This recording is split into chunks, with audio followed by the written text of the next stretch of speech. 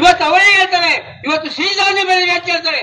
ಸಿರಿಧಾನ್ಯ ಬೆಳೆದರಿಗೆ ನಾವು 10,000 ಕೊಡ್ತೀವಿ, 20,000 ಕೊಡ್ತೀವಿ. ಯಾಕ್ರಿ ₹1 ಯಾರಿಗೂ ಕೊಡಲ್ಲ. ಯಾರ ಜೋಬಿಗೆ ಹೋಗುತ್ತೆ? ಅಧಿಕಾರಿಗಳ ಜೋಬಿಗೆ. ಏನ್ ಕೃಷಿ ಇಲಾಖೆ ಅಧಿಕಾರಿಗಳಲ್ಲ, ಹೊಲ ಎಂದೂ ನೋಡಿಲ್ಲ ಅವರು. ಗ್ರಾಮ ಪಂಚಾಯತ್ ಸಹಾಯಕರಿದ್ದಾರೆ, ಅವ್ರು ಎಂದೂ ನೋಡೋದಿಲ್ಲ. ಹೋಗಿ ಇವತ್ತು ಬೆಳೆ ವಿಮೆ ಇಡೀ ನಮ್ಮ ಜಿಲ್ಲೆ ಒಳಗೆ ಏನ್ ಮೆಕ್ಕೆಜೋಳಕ್ಕೆ ಏನ್ ಬೆಳೆದ್ರು, ಅಡಿಕೆಗೆ ಏನ್ ಬೆಳೆದ್ರು, ಈಗ ಹೊಸೂರು ತಾಲೂಕಿಗೆ, ಒಳಕೆ ತಾಲೂಕಿಗೆ, ಹಿರೂರು ತಾಲೂಕಿಗೆ, ಚಳಿಕೆ ಅಡಿಕೆ ಬೆಳೆತಾರೆ. ಅದಕ್ಕೆ ವಿಮೆ ಕಟ್ಟಿಸಿದ್ರೆ ಕೊಟ್ಟಿಲ್ಲ, ದಾಳಿಂಬೆ ಕಟ್ಟಿಸಿದ್ರೆ ಕೊಟ್ಟಿಲ್ಲ.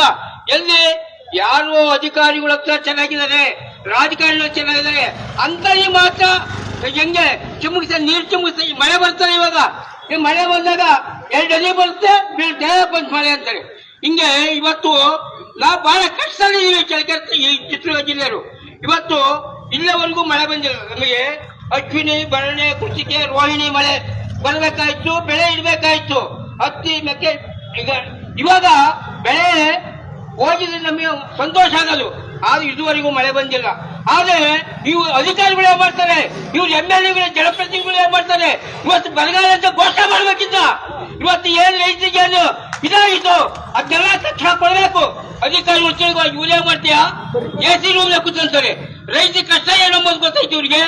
ಇವತ್ತು ಹೆಣ್ಮಕ್ಳು ಏನಾಯ್ತೆ, ಮಕ್ಕಳನ್ನ ಹೆಂಗ್ ಓದಿಸ್ಬೇಕು, ರೈತರಿಗೆ ಹೆಂಗ್ ಓದಿಸ್ಬೇಕು ಮಕ್ಕಳನ್ನ. ಇವತ್ತು ಫೀಸ್ ಎಷ್ಟು? ಇವತ್ತು ಸರ್ಕಾರದಲ್ಲಿ ಏನ್ ಖಾಸಗಿ ಶಾಲೆಗಳಿದಾವೆ, ಆ ಖಾಸಗಿ ಶಾಲೆಗಳು ನೀವೆಲ್ಲ ಬಂದ್ ಮಾಡಿ ರೈತರ ಮಕ್ಕಳಿಗೆ ಫೀಸು ಫ್ರೀ ಮಾಡಬೇಕು. ಏನ್ ಮಾಡ್ತಾರೆ ಇವತ್ತು? ಫ್ರೀ ಮಾಡೋದಿಲ್ಲ ರೈತರ ಮಕ್ಕಳಿಗೆ. ಇವತ್ತು ಸರ್ಕಾರಿ ಅಧಿಕಾರಿಗಳಿದಾರಲ್ಲ, ದೊಡ್ಡ ಇದು ಮಾಡ್ಕೊಂಡು ಅವ್ರ ಮಕ್ಕಳನ್ನ ಖಾಸಗಿ ಶಾಲೆಗೆ ಓದಿಸ್ತಾರೆ. ಎಷ್ಟು? 50,000, ಲಕ್ಷ, ನನ್ನ ಮಗನಿಗೆ 50,000 ಕಟ್ಸಪ್ಪ, 2 ಲಕ್ಷ ಕಟ್ಟಿದೆ ಅಂತೇಳಿ ರೈತರ ಮಕ್ಕಳಿಗೆ. ರೈತರು ಬೆಳೆ ಬೆಳೆದಕ್ಕೆ ನಮಗೆ ಕೊಡ್ರಯ್ಯ ಬೆಳೆ, ನಮಗೆ ಬೆಳೆ ಇದಾಗಿದೆ, ಒಳ್ಳೆ ಬೀಜ ಕೊಡ್ರಿ ಅಂದ್ರೆ ಒಳ್ಳೆ ಬೀಜ ಒಂದು ನೋಡ್ರಿ ಅಂತ ಹೇಳ್ತಾರೆ. ಆದ್ರೆ ನೋಡ್ರಿ ನಾವು ಇವತ್ತು ಚಳಿಕೆ ಈರುಳ್ಳಿ ಬೀಜ ತಗೊಂಡೋಗಿದ್ರು, ರೈತ ಹುಟ್ಟೇ ಇಲ್ಲ, ನಾವು ಬಂದೇ ಇಲ್ಲ. ಆದ್ರೆ ಸ್ವಭಾವ ಹೇಳ್ತಾರೆ ಅವರು. ಹೊಲಕ್ಕೆ ಹೋಗಿ ಅವನಿಗೆ ಅವತ್ತೇ ತಕ್ಷಣ ಬೀಜ ಕೊಡ್ಬೇಕು, ಕೊಡಬೇಕು. ಅದು ಏನೇ ಇದು ಮಾಡಂಗಿಲ್ಲ ಇವರು. ಆಮೇಲೆ ಗೊಬ್ಬರ 1,200 ಇವತ್ತು 2,000 ಆಗಿದೆ. 600-700 ರೂಪಾಯಿ ಜಾಸ್ತಿ ಆಗಿದೆ ಒಂದು ಪ್ಯಾಕೆಟ್ಗೆ 50 kgಗೆ. ಹೆಂಗಾಯ್ತು? ಆದ್ರೆ ಅವ್ರು ಏನು ಮಾಡಂಗಿಲ್ಲ. ಯಾರೋ ಒಬ್ರು ಹೇಳಿದೆ, ಅಲ್ಲಪ್ಪ ನೀನು ಸುಮ್ಮನೆ ನಿನಗೆ ಗೊತ್ತಿಲ್ಲ ಕಣಪ್ಪ, ನಾನು ಅವ್ರಿಗೆ ಕೊಡ್ಬೇಕು. ಅದು ಯಾರು ಬೇಕಾದ್ರೆ ಪಿಸ್ ಮಾತಾಡ್ತಾರೆ ಅವರು. ನಾನು ಅವನಿಗೆ ಕೊಡ್ಬೇಕು, ಕೃಷಿ ಇಲಾಖೆಯನ್ನು ಕೊಡ್ಬೇಕು, ಇವನಿಗೆ ಕೊಡ್ಬೇಕಂತೇಳಿ ಸುಳ್ಳು ಸೊಪ್ಪು ಬೇಳಿ ಅವ್ರು ನಡೆಸ್ತಾರೆ. ಅವರು ಗೊಬ್ಬರ ಬಂದ್ರೆ ಅದಾಗ್ತಾನು ತಗೊಂಡು ಅವ್ರ ಅಂಗಡಿಯಲ್ಲಿ ಇರುತ್ತೆ, ಗೋಡನ್ನೆಲ್ಲ ಇರುತ್ತೆ, ಅಲ್ಲಿ ತಗೊಂಡೋಗಿ ಬೇರೆಯಲ್ಲಿ ಕೊಡ್ತಾರೆ. ಈ ರೀತಿ ರೈತರಿಗೆ ಮೋಸ ಮಾಡ್ತಾರೆ. ಅದು ಒಬ್ರು ಕೇಳೋದಿಲ್ಲ. ಇಲ್ಲಪ್ಪ ಅವೆಲ್ಲ ನಾವು ಕೇಳಕ್ಕಾಗ್ತೀರಪ್ಪ ಅಂತಾರೆ. ಆದ್ರೆ ಬೇರೆ ರಾಜಕಾರಣಿಗಳು ಹಿಂದೆ ಇರ್ತಾರಲ್ಲ, MLA ಹಿಂದೆ ಅಧಿಕಾರಿಗಳಿಗೆ, ಅವ್ರಿಗೆ ಮಾತ್ರ ಎಲ್ಲಿ ಬೇಕಾದ್ರೆ ಸಿಗ್ತಾರೆ. ಬೀಜ ಆಗ್ಲಿ, ಗೊಬ್ಬರ ಆಗ್ಲಿ, ಒಳ್ಳೇದಾಗ್ಲಿ. ಇವತ್ತು ಸರ್ಕಾರದಲ್ಲಿ ಎಷ್ಟು ಅನುಕೂಲತೆ ಐತೆ.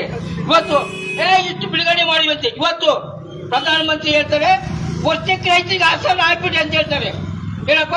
ಆಗ ಇವತ್ತು ಇವತ್ತು ಕರ್ನಾಟಕ ರಾಜ್ಯದಲ್ಲಿ 100 ಜನ ರೈತರಿದ್ರೆ 40 ಜನ ರೈತರಿಗೆ ಇವತ್ತುವರೆಗೂ ಮೋದಿ ದುಡ್ಡು ಬಂದೇ ಇಲ್ಲ. 2,000 ವರ್ಷಕ್ಕೆ 6,000 ಬಂದೇ ಇಲ್ಲ.